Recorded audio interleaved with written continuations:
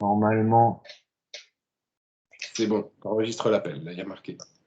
Bon, bah, écoute, c'est bien, c'est parfait, ça me fait plaisir de te parler. Donc, bah, Pat, toi, tu es si je me souviens bien, tu es le chanteur et le bassiste du groupe. C'est ça. Bah, écoute, ma première question que j'ai envie de te poser, c'est par rapport à tout ce qui s'est passé, bien évidemment. Vous avez quand même eu la chance de pouvoir jouer. J'ai vu que vous aviez donné un concert en octobre 2020. Oui. C'était le vendredi 23, donc si je me souviens bien, donc à l'Alterax Musique. C'est ça. Est-ce que c'était votre premier concert et comment ça s'est passé? Quels souvenirs tu en gardes? Retour sur scène après presque un an et demi, voire non, même un peu plus de un an et demi. Quels Ouais. souvenirs tu en gardes? Bah, très bon souvenir. En plus, c'était pour la bonne cause parce que c'était un concert qui était caritatif. Donc, du coup, ça a été assez sympa et c'était surtout avant le couvre-feu. C'était le dernier concert avant le couvre-feu.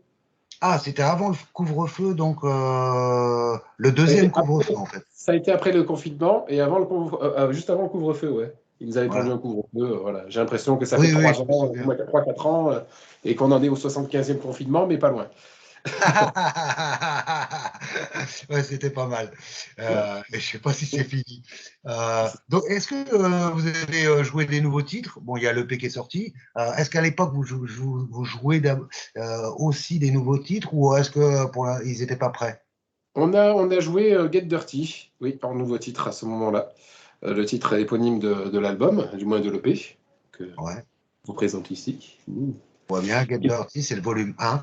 C'est ça. Et donc, du coup, oui, on a pu présenter Get Dirty au public à ce moment-là, pour la première fois. Alors, quelles ont été les réactions sur ce nouveau Bah, morceau, sur l'ensemble du très concert? bonne, très très bonne. Bon, l'ensemble du concert très bon, mais celle-là, les gens qui nous connaissent, qui ont l'habitude de nous voir, ont été agréablement surpris parce qu'elle a un côté très punchy et très heavy parce qu'il y a un pont qui est assez agressif.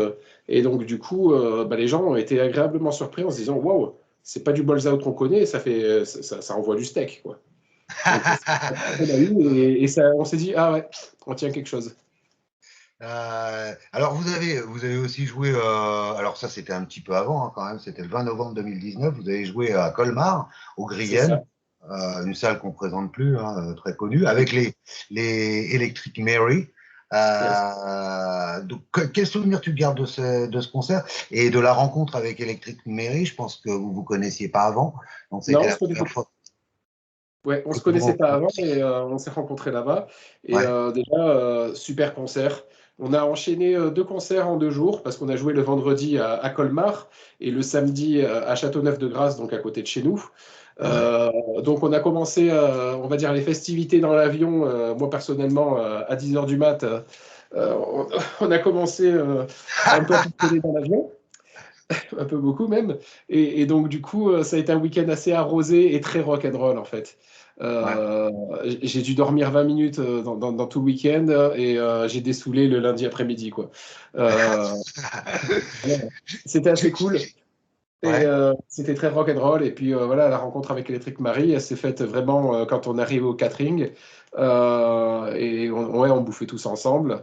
Et pour la petite anecdote, je balance un row monumental au milieu du repas. Tout le monde Ouais. s'arrête, me regarde, et je leur dis en anglais, désolé, je peux faire mieux. Et là, voilà. Là, ça a scellé l'amitié avec Rusty tout de suite, quoi. On a vraiment bien accroché à partir de ce moment-là. Et concert mémorable parce que ça a été un super bon concert. Pour moi, il fait partie de mon top 5 des concerts du groupe. Et Ouais. le public réactif, la salle géniale, l'organisation du tonnerre, le catering comme je l'ai jamais vu. On avait à bouffer, mais il y avait 150 choses différentes à bouffer, il y avait à boire. On arrive dans les coulisses, des vraies loges. Pour une fois, ça fait plaisir, avec des douches. Voilà, t'arrives, t'as la bouteille de whisky, la bouteille de vodka, on était en Alsace, donc t'as les bretzels, t'as le tout, et ça, c'est génial. Ça c'est fantastique d'avoir un accueil comme ça. Il y a qu'au Grillen, vraiment, où on a été autant chouchouté. Donc ça fait plaisir et il faut le signaler. Et le son était génial. Ça, c'est plaisant aussi quand tu arrives dans un lieu où tu ne connais pas l'ingé son, t'as pas ton ingé son à toi. Le son, mais parfait. Et c'est assez rare. C'est des gens vraiment passionnés derrière là-dessus qui bossent avec toi. Et là, tu te dis bien que tu es bien reçu. Et donc, toute cette soirée a été parfaite. Aucune fausse note. Et du coup, bah, ça a été un grand moment pour moi. Et surtout, la rencontre avec Rusty, quoi. Ouais, C'est c'est une ça. amitié qui Tu va me disais, bien avec lui. sont parfaits, vous êtes bien traités. Vous étiez en première partie, il faut le signaler. Donc, c'est des choses qui sont rares pour une première partie, Très rare. d'être aussi bien traité. Très rare, oui, oui, oui. Franchement, on en a fait quelques-unes des premières parties. Ne serait-ce déjà que par l'accueil du groupe, il a été parfait. Voilà, il a été très chaleureux. Ça n'a pas été le cas de tous les artistes avec qui on a partagé une scène, on va dire. Ouais. Pour la petite anecdote, on a ouvert pour Clutch fin 2018 et on a eu à peine un bonjour de la part du groupe Ouais. de Clutch. Donc du coup, ouais, c'est pas la même. Alors que voilà, c'est des gens comme tout le monde, hein, donc je sais Oui. pas. Ouais. Ouais. Oui, Donc ouais, oui. non, c'est partout pareil. T'es pas accueilli partout de la même façon, quoi. Ouais, tu me C'est- parlais du concert du 30 novembre. Ça, c'était avec Cold Gin, un groupe de reprise de Kiss. Euh, je suppose que pour vous, ça a été un moment sympathique aussi. Je sais que vous êtes tous fans de Kiss. Enfin, beaucoup sont fans de Kiss. c'est ça, ouais. Ouais. Et, Ouais, tu me disais l'esprit rock'n'roll. Tu me disais, bon, tu me racontais les anecdotes. C'est un peu ça l'esprit finalement du groupe. Balls Out, c'est rock'n'roll, quoi. c'est ça. On Dans se prend tous pas les au sens sérieux, du on se terme. prend pas. Exactement, on se prend pas au sérieux. On est nous. On est vraiment sur scène comme on est dans la vie. On est quatre scandaleux. On est des sales gosses. On est ensemble, on est des sales gosses, vraiment. On fait les blagues les plus horribles, les plus abjectes des fois. On est dégueulasse, on est insortable des fois, mais voilà, c'est nous. C'est nous. Ouais. On est les quatre garçons crades, bah, c'est nous. C'est ça, voilà. On a un humour crade, on fait du hard. C'est qui on est, c'est ça qui est génial, quoi. C'est qu'on Et se trahit pas, on est des sales gosses. au moins, vous êtes naturel. Exactement. Il n'y a pas d'artifice. Euh, tu me disais, oui, vous faites plein de. Enfin, bon, voilà la vie rock'n'roll sur les dates, toutes les dates que vous pouvez faire, et puis je suppose aussi ailleurs. Est-ce que tu as des anecdotes qui t'ont marqué? Tu me parlais du rôle, là. Est-ce que tu en as d'autres vraiment qui t'ont marqué? Vous avez vraiment fait des trucs pas possibles et c'est resté. C'est des choses qui resteront à vie, quoi, en fait. Ouais, ouais, on en a quelques-unes, bon, après des fous rires en tournée sur les déplacements. Qu'est-ce que je pourrais te dire? Ça, une anecdote qui remonte à des années. On jouait déjà avec Yann ensemble. On avait un groupe qui s'appelait Outrage à l'époque. Et Ouais. on jouait dans un lieu qui s'appelait le Corrigan à Aix-en-Provence, du moins à Luynes. Et on a détruit des loges. On a vraiment fait le côté rock'n'roll Ah à ouais. balancer des packs de bière entiers. Voilà, le sol, c'était de la bière, quoi. À fracasser des tables basses, à se balancer de la bouffe, ce genre de choses-là, assez rigolotes. Et d'ailleurs, on a été interdit après de jouer là-bas. Ah oui, ça c'est dommage. Ouais, ouais. C'est logique. Après, notre anecdote, pareil, on est interdit de certains studios de répétition à Nice pour ça, parce que ben, on joue trop fort et apparemment j'aurais cassé un ampli.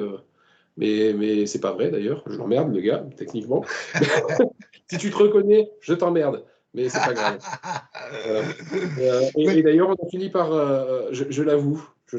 voilà, on a fini par pisser sur sa porte de son studio après un concert, non loin de là, quoi. C'était rigolo. Et Donc, j'ai écrit un avis Google sur le studio en disant que studio moyen et sans le pipi. Donc oui, voilà, si tu veux un côté scandaleux de Balls Out, c'est ça aussi.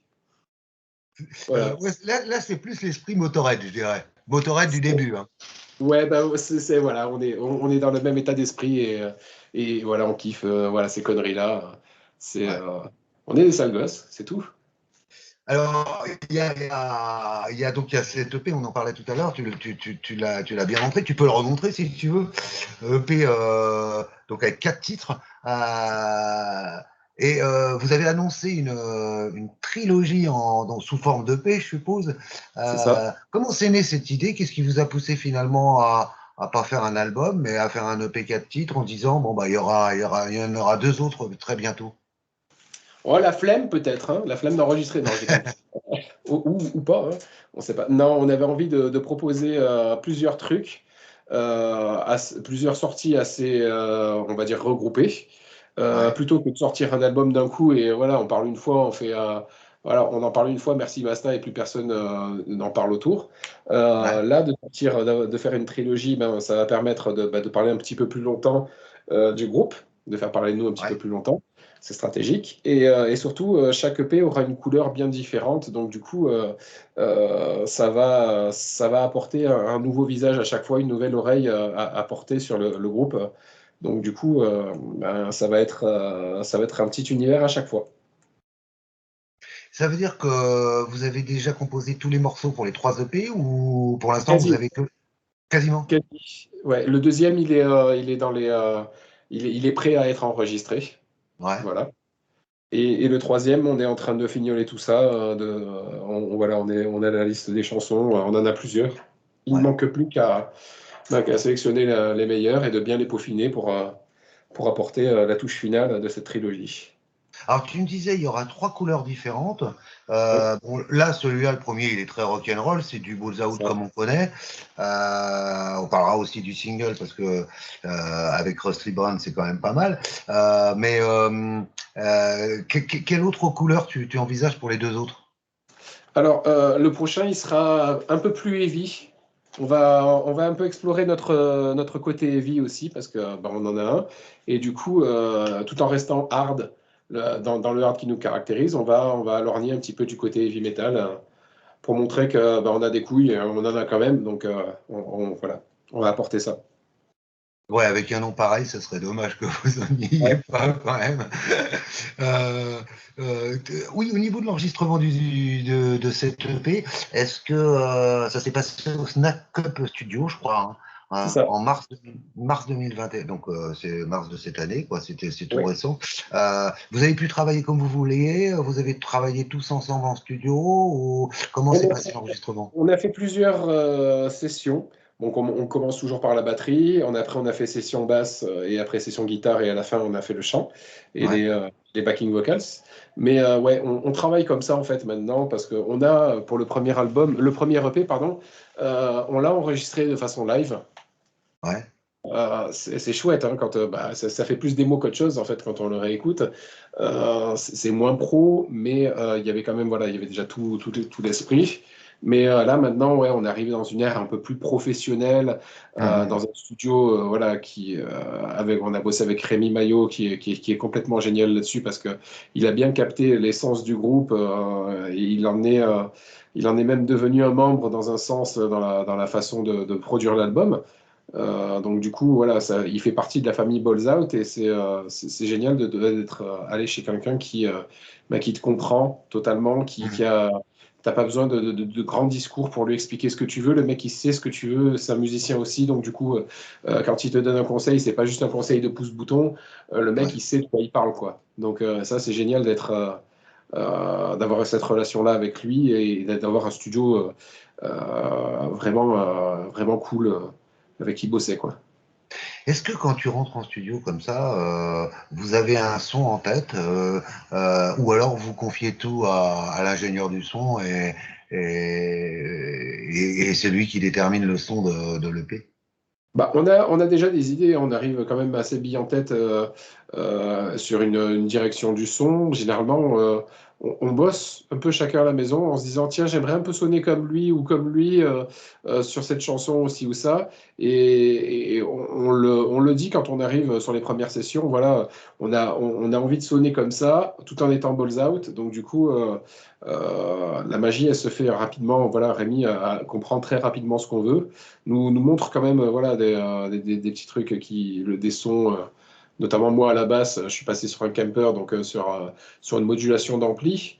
Et là, Ouais. c'était génial parce que comment dire, ça a dépassé tous mes rêves et toutes mes attentes au niveau de basse, d'ampli basse. J'ai Mm. pu jouer avec un ampli que jamais dans ma vie je pourrais me payer, tu vois. Mhm. Et Ouais. voilà, avec le Kemper, la modulation d'ampli, c'est bluffant parce que tu as vraiment l'impression d'avoir le son de Mesa Boogie des années 70, voilà, d'une baffle Mesa des années 70. Donc Ouais. ça, c'est là-dessus, la technologie, elle est fantastique parce que ben, aujourd'hui, ça permet d'avoir un son que tu ne pourrais jamais avoir ailleurs, quoi. Il y a, Donc retrouver ce son vintage et tout en étant nouveau, quoi. il y a des morceaux pour toi qui ont été un challenge enregistré, soit en tant que chanteur, soit en tant que bassiste. Oui, oui, oui, oui, oui. On va commencer en fait avec Back to Real parce que j'ai jamais de base autant poussé dans la voix, dans ma façon de chanter en fait, d'appréhender mes phrasés. Rémi m'a beaucoup aidé là-dessus d'ailleurs parce Ouais. qu'il trouve énormément d'artistes voilà, en studio et beaucoup de styles différents. Donc il m'a beaucoup aidé dans mes phrasés à passer les trucs, à mieux passer mes phrasés, à m'arrêter certaines fois, à me reprendre sur la façon d'expulser mon air et tout. Donc ça a été génial. Back to Real, c'est lui qui a, comment dire, euh, c'est le titre qui m'a bien mis, qui m'a bien boosté dans ma façon de chanter, d'appréhender ma voix, quoi, en fait, en studio. Et, C'est euh, ouais, et le Guapo Gonzo aussi, ouais. qui a été dur dans un sens à passer. Je sais pas pourquoi, je butais, j'étais en studio et je butais sur cette chanson, je butais, butais, butais, alors qu'en répète, ça passait crème, quoi. Mhm. Donc voilà. Est-ce que quand on est en studio, on a beaucoup de pression?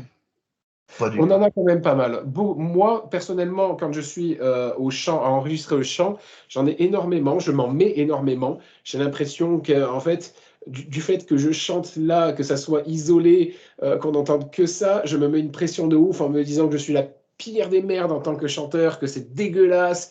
Voilà, je me mets la rate au corbouillon vraiment à ce moment-là en me disant que ça vaut rien et tout. Et je ne sais pas pourquoi, hein, je me mets cette pression-là, alors que ça va, quoi, parce que je suis confiant sur ma voix les 99% du temps restant. Mais quand je suis en studio, je ne sais pas, j'arrive à avoir cette pression qui me fait douter de moi, de mes capacités vocales, et qui me fait des fois même remettre en question avant même de pousser le premier cri, quoi. Oui, il y a un autre morceau, on en parlait tout à l'heure, donc c'est qui sort aussi en single, c'est Get Dirty, Wild and Nasty, avec Rusty Brown en special guest. Déjà, est-ce que comment on se dit on va inviter Rusty Brown sur ce morceau spécialement Get Dirty? Est-ce que vous avez pensé à d'autres morceaux? Comment vous lui avez proposé?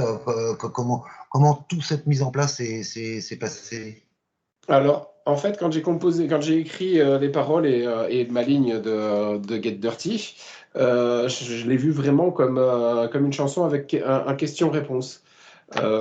J'avais une idée de guest et j'avais une idée bien précise de guest sur cette chanson-là et je l'ai proposé tout de suite à Rusty. Dès que j'avais ma ligne finie, j'ai envoyé un petit message à Rusty un soir, un jeudi soir, et bam, il a répondu mais oui, mais dans la foulée quoi. Ouais, On est connecté en même temps à l'autre bout du monde.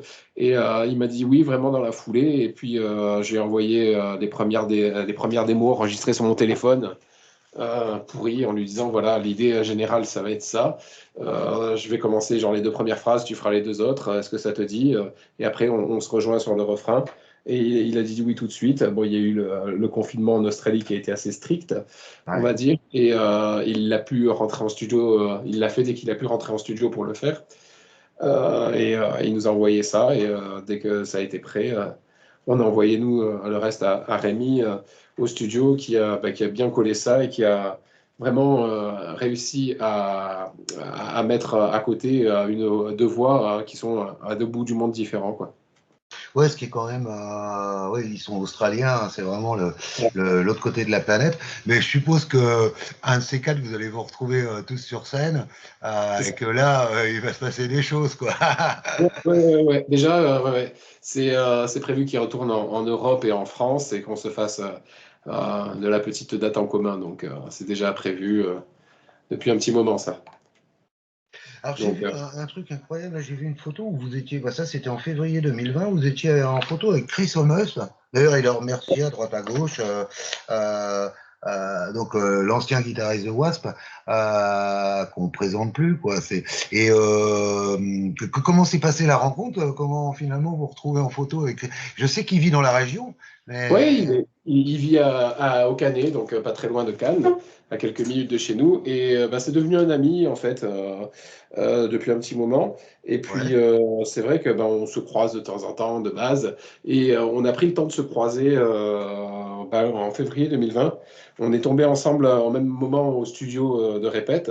Donc, du coup, on a pris le temps de papoter toute une soirée et de se dire, bah, tiens, il faudrait qu'on se voie un peu plus. Et donc, c'est passé par Cathy, par sa femme qui est son manager. ouais. Et donc, du coup, ben, on a passé un petit moment, ma femme et moi, chez Chris et sa tendre, sa chère et tendre. On a passé quelques petits moments sympathiques, tous ensemble, voilà, à partager des moments de vie, quoi. Les femmes, elles étaient ensemble à l'étage et Chris et moi, on était dans son garage, de loin dans sa cave, à écouter de la musique, à partager des anecdotes sur tout le monde. C'est assez impressionnant, ce mec. Il est tellement aimé dans le milieu, c'est hallucinant, quoi. Quand il te raconte voilà, des anecdotes, quand la première fois qu'il rencontre Rob Alford, pour ne citer que lui, Ouais. c'est génial. Voilà, le mec, il te parle, il te dit, ouais, mais je me prenais des bitures avec Cliff Burton de Metallica. On allait Ouais. voler des bières, mais ça c'est complètement génial, un mec comme ça qui t'apporte autant d'anecdotes et de sagesse aussi là-dedans. Donc du coup, c'est un plaisir d'avoir quelqu'un comme ça dans ses contacts, quoi. C'est Est-ce que assez un personnage. quand on est proche, vous commencez à être assez proche quand même, est-ce que tu penses à l'inviter un jour sur un album de Balls Out ou sur un futur EP, hein, je sais pas. Ouais, ouais, bah oui, totalement. Ça, on en a parlé, hein. On en a parlé ensemble, hein. Ça, c'est quelque chose qui est dans les tuyaux aussi. Donc, on va voir les plannings des uns et des autres, savoir quand est-ce que ça sera possible de faire. Ouais. Et puis, ouais, et puis, il nous a fait l'honneur de faire un petit coucou dans le clip de Back to Real, d'ailleurs. Oui, oui, oui. Ah, il a Donc fait c'est un quand petit... même sympathique. Est-ce que tu es fan de Wasp à la base? Ah, bah alors oui, mon père avait des disques de Wasp et j'écoute Wasp depuis que je suis gamin, donc ouais, c'est ça qui est rigolo. Et mon père écoute ça depuis les années 84-85, avant que je sois né même. Et ben, je lui ai présenté le jour du tournage du clip, je lui ai présenté Chris, quoi. Et mon père m'a remercié et me remercie encore dans un sens à chaque fois en me disant que grâce à la musique, et ça c'est possible, alors que c'est quelque chose qu'il n'aurait jamais pensé possible et inimaginable un jour, et surtout dans les années 80, quoi. Mhm. C'est magique. C'est ça qui est magique Ouais, avec la musique. c'est vrai qu'en 83, 84, 85, ils étaient vraiment énormes, ils étaient au top. Ouais. Ils ont même joué à Bercy, si je me souviens bien, en première partie de Maiden. Maiden, Ah, Power Slave. ouais, c'est ça. Ouais. Euh, sur les quatre titres, là, est-ce qu'il y a des thèmes particuliers que tu abordes?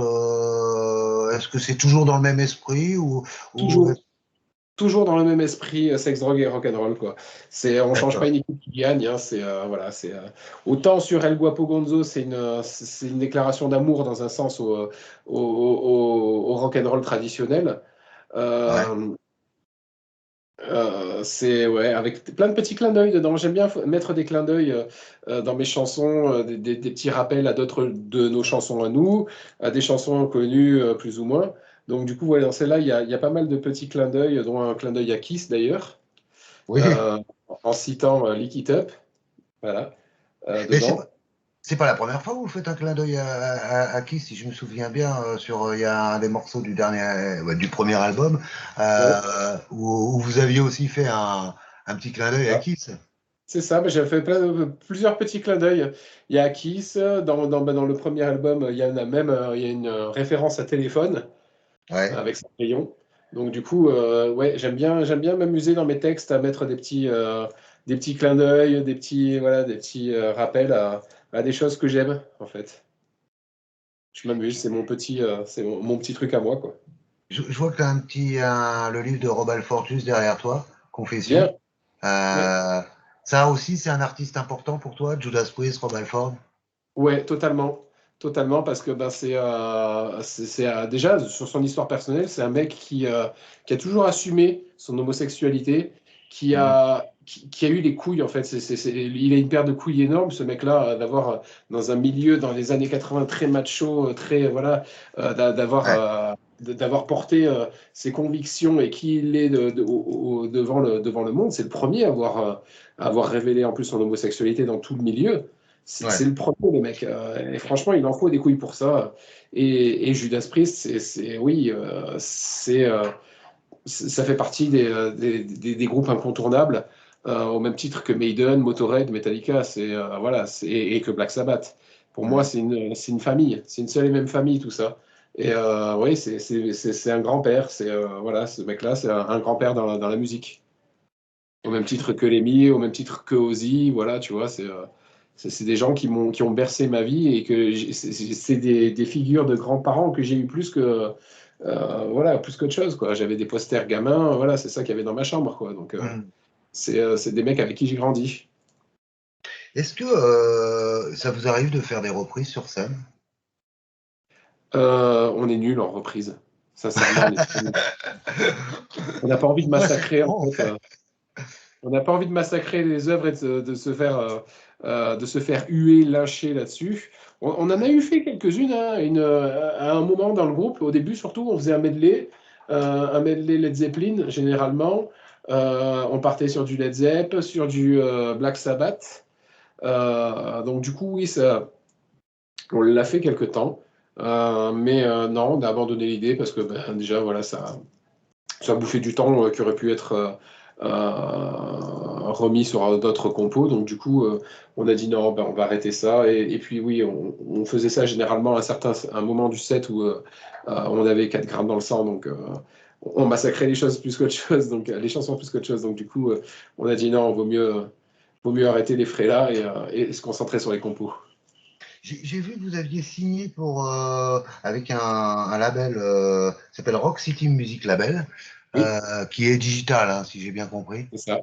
Ouais, Oui, on a préféré une distribution pour l'instant sur les 3 premiers digitales.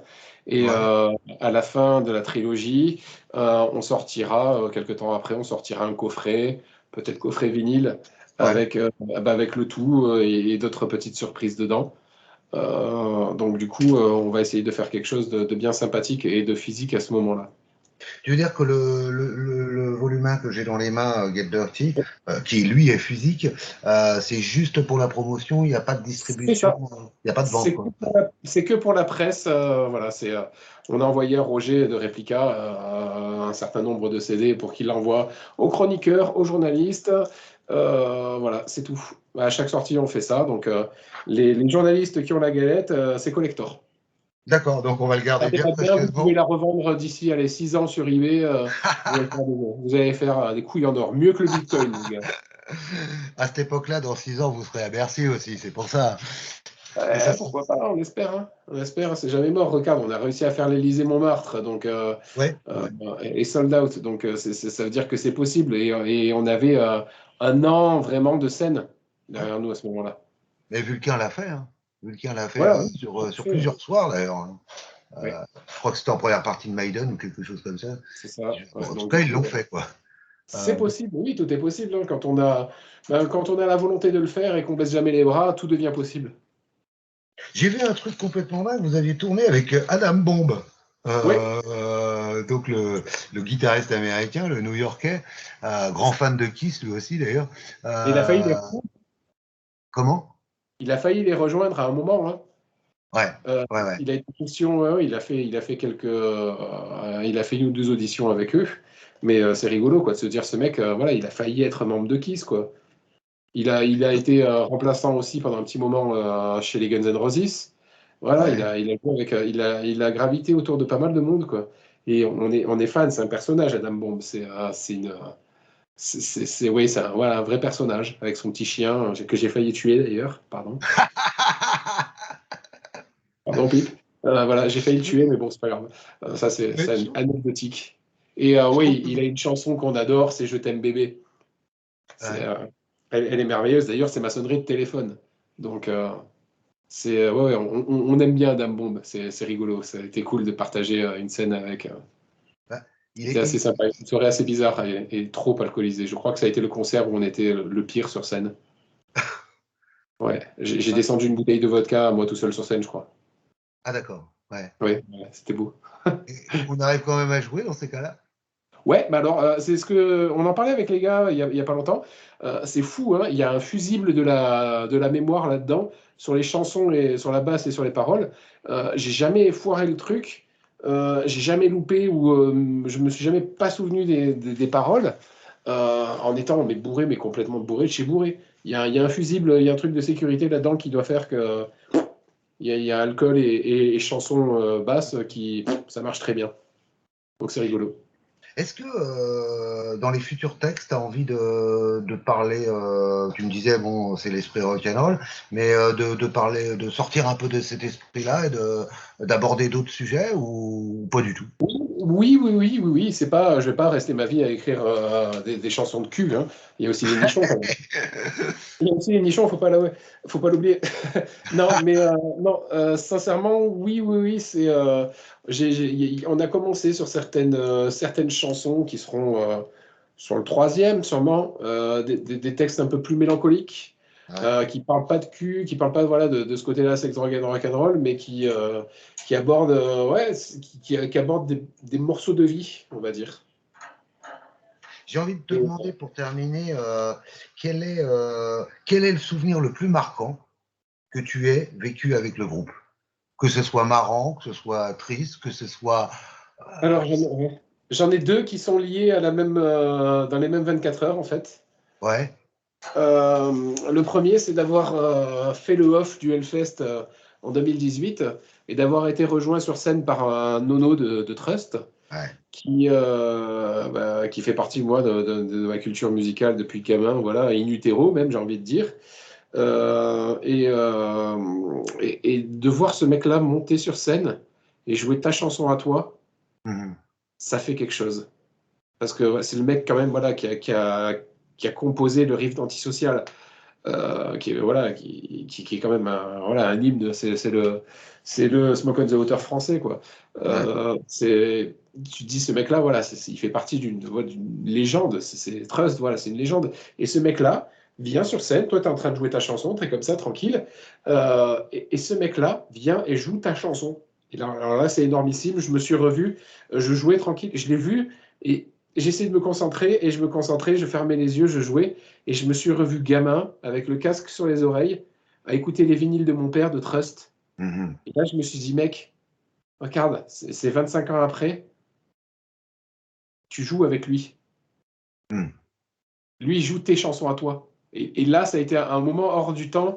Et je me suis dit, waouh, il s'est passé quelque chose là. Musicalement, ce jour-là, il s'est passé quelque chose. Je me suis dit, putain, waouh. On a Ouais. fait des reprises à ce moment-là avec lui. On a fait un Wall Lotta Love de Led Zeppelin. Ma voix, je l'ai poussée sur une partie de la chanson quand Robert Plant il fait le Way Down Inside. J'ai été porté par les dieux du rock à ce moment-là. J'ai poussé un cri, j'ai eu un coffre qui n'a pas arrêté de s'étendre. L'air, il passait, mais j'avais vraiment une colonne d'air qui venait d'en haut, qui repartait je ne sais où. Et j'ai été porté par les dieux du rock ce moment-là, et grâce à Nono, voilà, sa présence et le tout. Et vraiment, ça a été un moment magique. Ouais. Ça a été le moment le plus magique dans ma vie de musicien. Bah, écoute, merci. J'espère que. Est-ce que tu es resté en contact avec Nono Oui, on s'est recroisé quelques mois après sur une date à Nice au Théâtre de Verdure. Il m'a reconnu, donc ça fait Ouais. plaisir. Ah, voilà. Et donc du coup, oui, on est toujours en contact. On s'écrit généralement pour nos anniversaires, pour Noël. J'ai toujours un petit message de sa part et ça fait plaisir. C'est quelqu'un que tu aimerais inviter sur un morceau, je Ouais, suppose. ouais, franchement, oui. Ouais. On en a parlé, donc ça, faut avoir, encore une fois, Ouais. faut que les plannings et que les chansons plaisent aussi, hein. Ça, c'est, Ouais. on aura envie d'inviter tout le monde, hein, sur les morceaux, hein. Ouais. Voilà.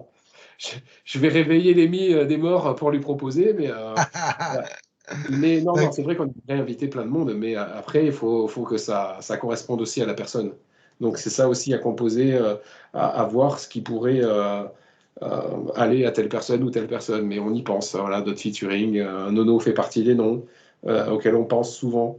Donc du coup, ouais, il y a Chris, il y a pas mal d'artistes avec qui on a été en contact, qu'on a envie d'inviter pour les remercier. Donc du coup, c'est à suivre. Voilà, donc ça sera pour les deux prochaines EP. En tout cas, il y a des surprises. Je suppose qu'il y a des surprises d'ailleurs. Oui, Euh, oui, oui. voilà, donc il y a des bonnes surprises. Donc il faut Très rester bonne. bien scotché. En attendant, il y a quand même le volume 1 qui est là et à écouter. Voilà. Il est là. Balls. Ah, c'est moi. Et voilà, volume 1. Et bah, écoute, merci pour l'interview en tout cas. Merci à toi. Et puis, Et c'est une interview de clôture pour moi parce que ça y est, j'ai fini mes interviews pour aujourd'hui et ça a été un plaisir d'avoir à nouveau tous les collègues journalistes au téléphone et en visio. Ça fait plaisir d'avoir retrouvé tout le monde. Et c'est une belle famille aussi et on pense souvent à vous. Et on est très content à chaque fois qu'on a des chroniques et qu'on a des petits articles.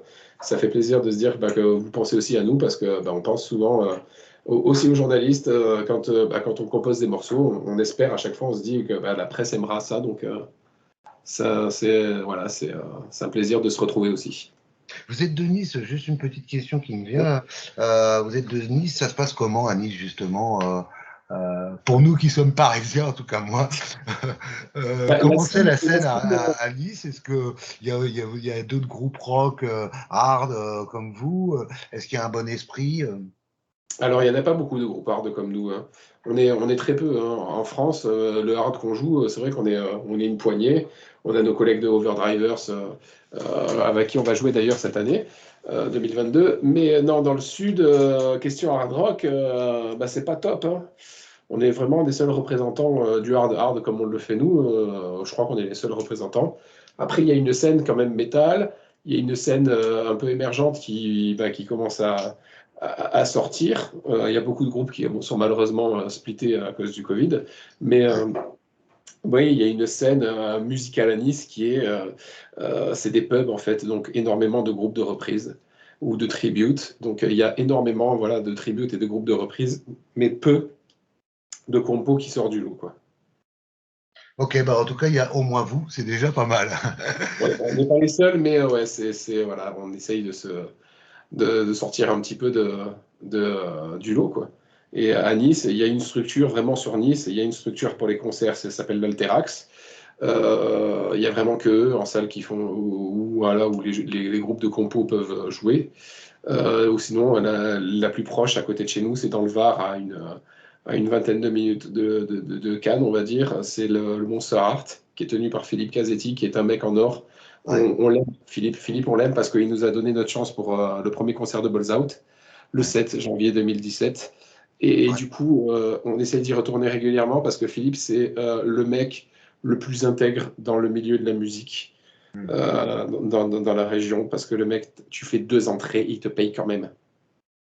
D'accord. Voilà, il y a des mecs encore vrais comme ça qui vivent pour la musique, qui vivent pour les musiciens, qui ils sont aux petits oignons avec toi quand tu viens chez eux. Et ça, c'est tellement rare que ça mérite d'être souligné. Et en tant que mot de fin, voilà, c'est un grand bonjour et un grand je t'aime à Philippe Casetti parce que c'est un des mecs les plus en or, moi, que je connaisse dans la musique. C'est des gens comme ça qu'il faudrait qu'on ait un peu partout, quoi, C'est ça, exactement. en France. En tout cas, merci à toi hein, pour l'interview Merci et à puis toi. à très bientôt alors, Bah oui, j'espère. hein, on se voit pour le volume 2, hein. D'accord. Rendez-vous pour le volume 2. Merci. Allez, Ciao, à ciao. bientôt. À Ciao. bientôt.